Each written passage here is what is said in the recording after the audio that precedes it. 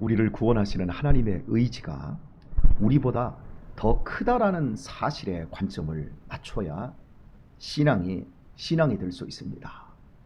내가 노력하고 내가 열심히 하는 것, 내가 정성을 다 바치는 것으로 그래서 이렇게 해야만이 구원을 받을 수 있다라고 생각하고 있는 이 의지를 가지고는 절대로 구원이 안심될 수 없습니다.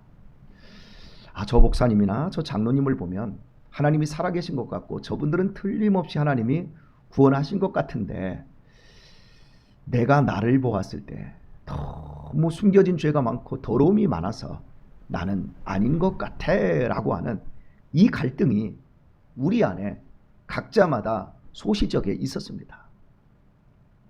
그래서 이 불안한 마음을 해결하고자 철야도 해보고 금식도 해가면서 내 신앙을 다져나가는데 드디어 하나님이 나를 구원할 수밖에 없는, 나보다 더 사랑하시고 나를 포기할 수 없는 하나님의 구원 의지를 말씀으로 접하게 되어질 때 그때부터 우리는 진짜 신앙생활을 하게 되어집니다.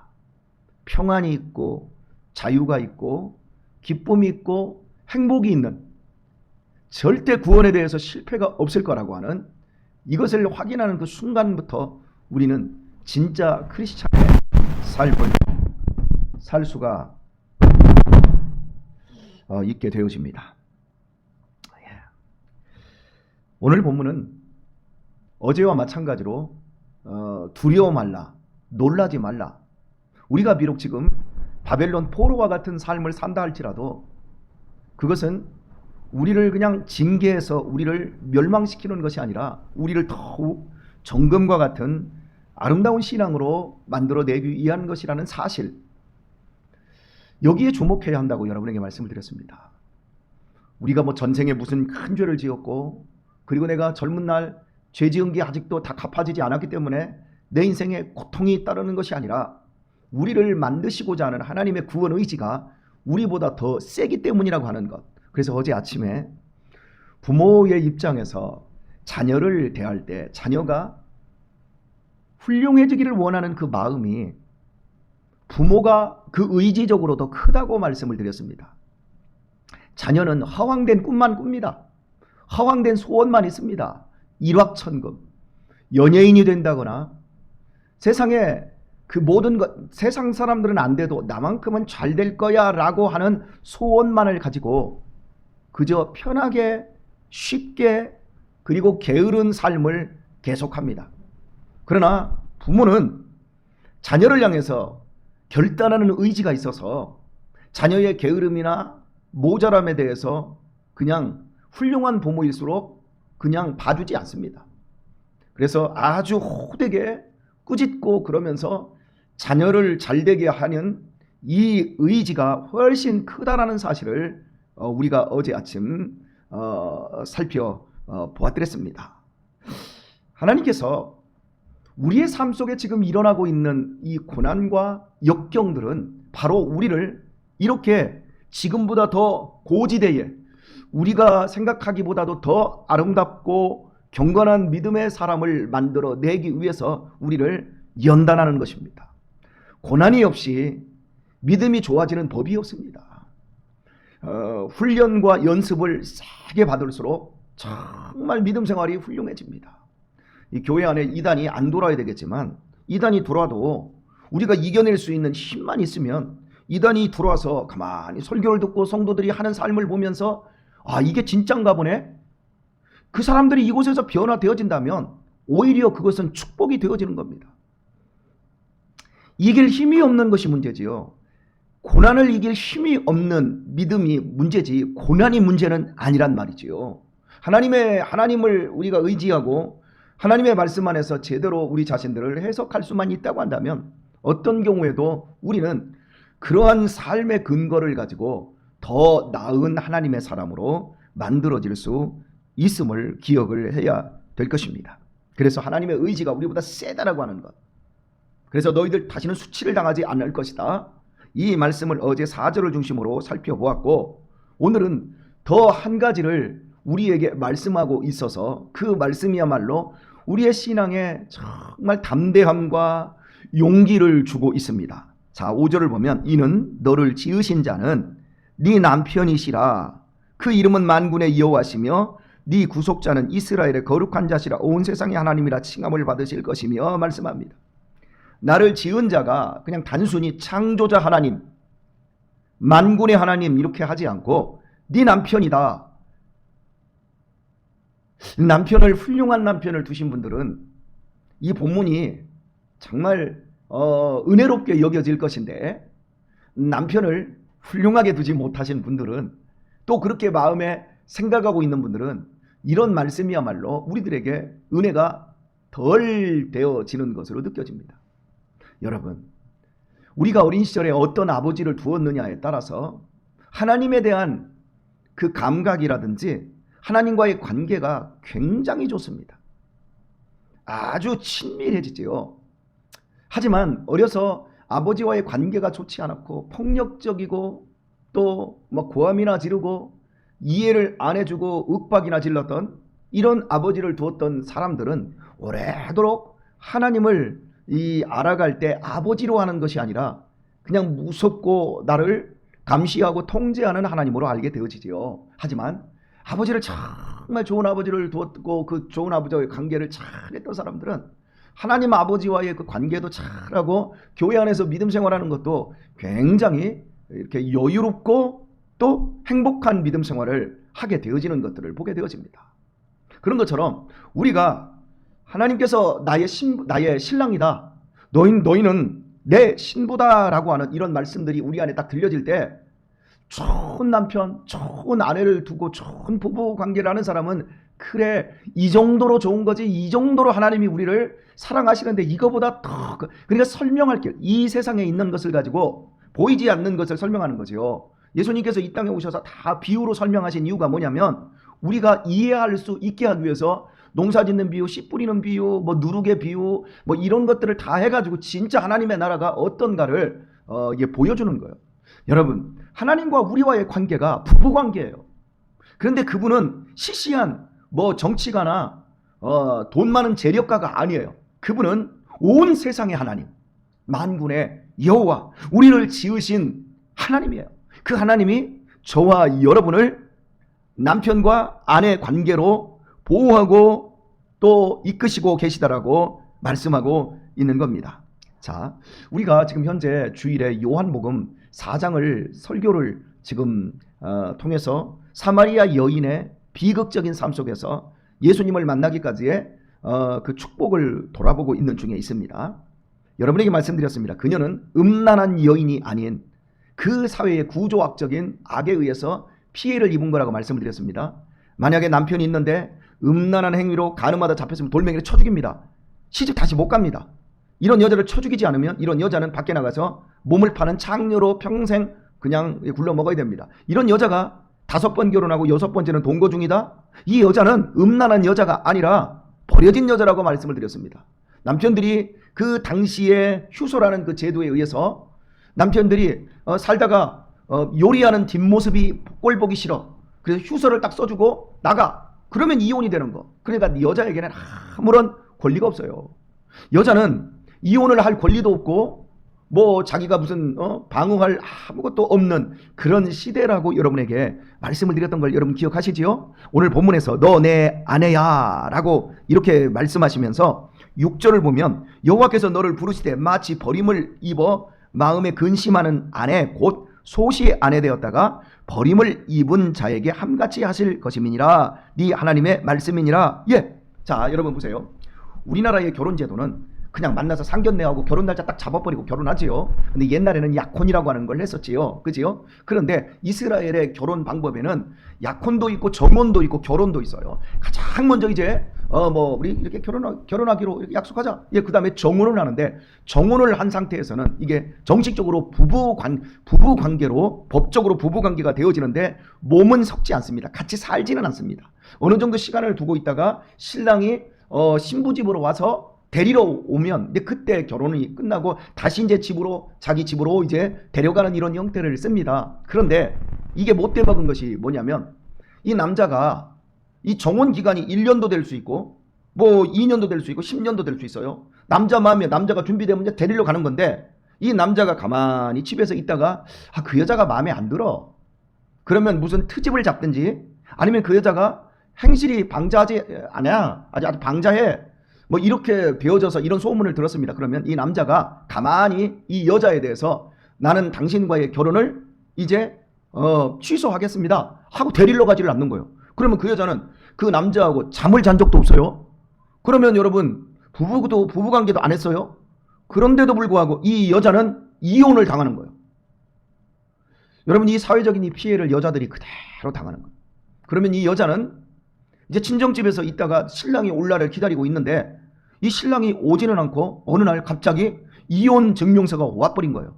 그럼 이 여자는 다른 집으로 시집도 못 가요. 이 여자는 그때부터 이혼한 여자가 돼버리는 거예요. 그럼 집 안에서도 친정집에서도 네가 뭘 잘못했길래 그러니? 야 이 바보 같은 막 이러면서 집에서도 괄시를 받습니다. 밖에서도 사람들에게 손가락질 받 제 이혼당했대. 여러분 이런 비극적인 사회가 유대 사회였어요. 그래서 이 여자는 이제부터 사람 노릇 못하는 거예요. 얼마나 속상하겠습니까? 그런데 오늘 본문은 뭐라고 하냐면 소시적에 그렇게 버렸다가 하나님이 신랑 되신 하나님이 마음을 돌이키셔서 그 여자를 미안해 하고 빨리 우리 집으로 와 하고 데려가게 되는 이야기를 지금 하고 있는 거예요. 자 보세요. 소시적에 그렇게 버려졌어요. 넌 끝났어. 그런데 이 여자가 얼마나 괄시를 받고 얼마나 서름을 당하게 되었겠습니까? 그런데 이 여자를 이 남편이 내가 생각을 잘못했네 하더니 그 집에 가가지고 결혼잔치하고 집으로 데려왔어요. 그러면 여러분 이 사람이 받았던 괄시와 서름들은요 영광과 존귀로 바뀌게 되어지는 겁니다. 이것이 지금 교회를 얘기하고 있는 거예요. 하나님의 교회는 에베소서에서도 계속 얘기하듯이 하나님의 교회는 그냥 이 땅에서 하나의 기관이 아닌 그리스도의 신부로 설명을 합니다.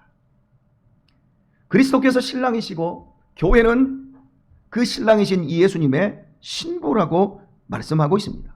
그리고 에베소서는 우리에게 신랑이신 예수님 안에서 교회는 만물을 다 통일하시고 만물 안에서 만물 위에 계시며 그리고 모든 것을 다 그리스도 예수 안에서 통일하게 하시는 것이다. 이렇게 말씀해요. 예수 그리스도의 삶과 죽음, 그분의 부활과 그분의 능력들을 모두 소유하고 누릴 수 있는 곳, 그곳이 교회가 되어지는 거예요.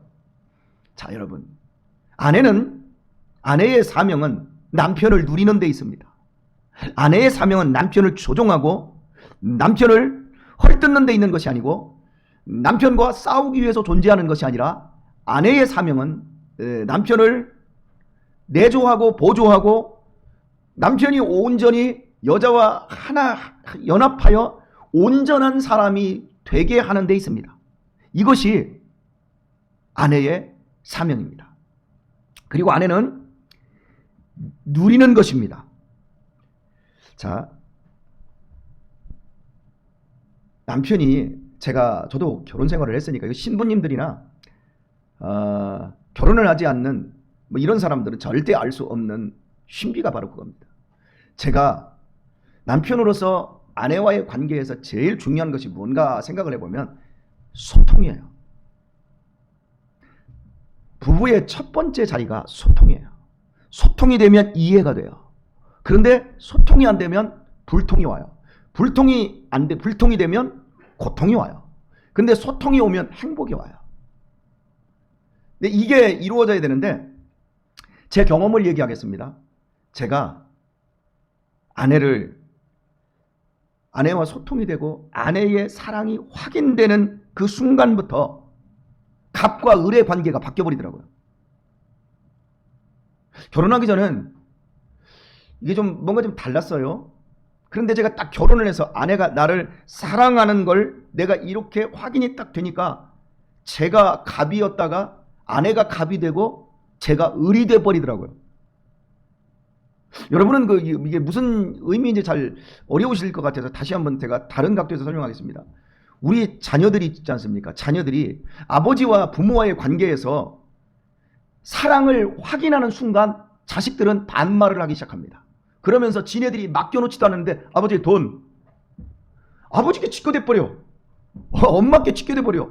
지가 주지도 않았어. 지가 벌지도 않았는데 그냥 딱 내고 당연히 지들이 갑이 되는 거예요. 이게 사랑이 확인되었기 때문에 그런 거예요. 제가 우리 아내의 사랑이 확인되는 순간 제 모든 걸 다 줘버렸어요. 사랑이 확인되었으니까 다 줬어요. 그리고 나는 용돈 다 썼어요. 내가 벌어다 놓고. 우리 염장님도 그러시죠. 예? 이게 사랑이 확인되었기 때문에 그런 거예요. 마누라는 그냥 누리는 거예요. 혹시 우리 성도님들 가정에 아직도 이 경제적인 이 부분에서 우리는 남편이 다 한다? 그럴 만한 이유는 분명히 있을 것입니다. 그런데 가장 중요한 원리는 그런 거예요. 서로 사랑이 확인되는 그 순간 이쪽 사람이 저쪽 사람을 누리고 이쪽 사람은 저쪽 사람을 누리게 되어집니다. 서로를 누리게 되는 거예요. 그래서 제가 우리 아내가 저한테 질문을 합니다. 여보, 당신은 나를 뭐라고 생각해? 밖에 있는 나. 근데 우리 아내가 깜짝 놀라는 거예요. 어떻게 나랑 똑같지? 밖에 있는 나인가? 아유, 저 왼수땡이가 아니라 저거 한 집안에서 그냥 어쩔 수 없이 평생 가는 왼수, 이게 아니라 밖에 있는 나야. 왜? 소통되고 이해되니까 부부는 아내와 연합하여 한 몸을 이룰지라. 진짜 한 몸이 되어가는 이 신비, 이걸 깨닫고 나니까 여러분, 내가 이 교회를 섬기고 있는 이 목사가, 이 교회는 단순히 인간의 뜻과 생각이 맞아서 함께 모여서 찬송하는 것이 아니라 여기가 그리스도의 신부구나. 아, 주님께서 우리의 신랑이시구나. 이게 실감이 나는 거예요. 그러면서 신랑이신 예수님, 내가 지금 해야 될 게 뭡니까? 난 누려야 되는 겁니다. 난 당신을 더 누리고 싶습니다. 주님, 저는 어린 시절에 그렇게 분투하며, 여러분 저도 꽤나 열심히 살았던 사람이에요. 정말 열심히 살았어요. 열심히 살면서 제 자기 개발을 하고요. 또 내가 뭔가를 쌓고 무슨 계획들을 이제 세우면 그것들을 이뤄내려고 얼마나 발버둥했습니까? 그러면서 그것들을 조금 이뤄내면 의시되고, 와, 나도 괜찮은 사람이네. 나도 그래도 이 정도면 훌륭하네. 이러면서 스스로 자화자찬했던 사람 중에 하나였습니다. 그런데 제가 섬기고 있는 이 교회가, 우리가 속해 있는 이 공동체가 그리스도의 신부이고 예수님이 우리의 신랑이라고 한다면, 우리 아내가 나를 누리고 내가 우리 아내를 누리는 것처럼, 내가 지금 누려야 될 것은 우리 신랑이신 예수님이구나. 그리고 예수님을 우리가 전적으로 사랑한다면, 그 사랑이 예수님에게서 확인만 된다면 예수님께서 나한테 안 주실 것이 없겠구나. 빨리 신랑 좀 주세요. 신랑, 당신 남편으로서 책임져 주셔야 될 거 아니에요. 여러분, 이런 관계가 되어질 때 우리 교회의 삶이 행복하지 않겠습니까? 우리의 믿음 생활이 행복하지 않겠습니까? 여러분, 바로 이 믿음 생활을 하나님이 우리에게 주시겠다는 거예요. 예전에는 우리가 버려진 것 같았어요. 그래서 정말 궁색 떨면서 인생을 살았어도 내 남은 생애를 내가 주님을 위해서 누려야 되겠구나. 이런 부분들, 오늘의 말씀을 맺겠습니다. 제가 어제 그저께 성광원을 이전을 해서 그 이전한 장소에 갔습니다. 너무 시설이 기가 막히게 좋아요. 송탄에서 그런 시설이 없어요. 노인시설이. 이 혼자 쓰는 시설은 완전히 호텔이에요. 호텔. 2인도 그렇고요, 4인실도 그렇고 너무너무 잘했어요. 그런데 저는 거기 가고 싶은 마음이 하나도 안 생기더라고요. 혹시 송광원 측 분들이 이 설교를 들으시면 오해하실 수도 있는데요, 시설이 안 좋아서가 아니라요, 거기에 누가 있느냐에 따라서 그 공간이 달라지는 거예요. 그 혼자 쓰는 그 4층에 딱 지금 방에 4층에 혼자 쓰는 그 룸에 너무 비유도 좋고 그런데요, 거기에 지금 한 20여 명이 쓸 수 있는 그 방이 이렇게 배치가 되어 있는데 거기에 지금 딱 한 분이 계시더라고요. 그런데 4층 딱 올라갔는데 송장 썩는 냄새가 나요. 무슨 얘기인지 여러분 모르시죠? 연세가 드시면 몸에서 썩어가는 냄새가 나요. 아무리 좋고 한 달에 한 310만 원씩 딱딱 돈 내고 그 정도의 호의호식을 누린다 할지라도 여러분, 내가 썩어가는 것을 막을 길이 없는 거예요. 내가 돈이 얼마나 많든지 간에 아무리 좋은 시설에 아무리 좋은 삶을 살아도 우리의 삶은 나 혼자 있는 그 삶 속에서 내게서 나올 수 있는 것은 썩은 것밖에 없는 거예요. 내가 지금 아무리 훌륭하게 살고 최선을 다해서 교양적으로 산다 할지라도 우리의 몸으로는 썩은 것밖에 안 나와요. 그러나 이렇게 썩고 비루한 몸뚱이 같은 우리들이지만 예수 그리스도의 신부로서 주님께서 우리 안에 오셔서 주님의 삶을 누리게 해주신다면 우리의 삶 속에서는 생명을 살리는, 생명을 배태하고 생명들을 널리 알리는 그런 삶을 우리에게 허락해 주신다는 거예요.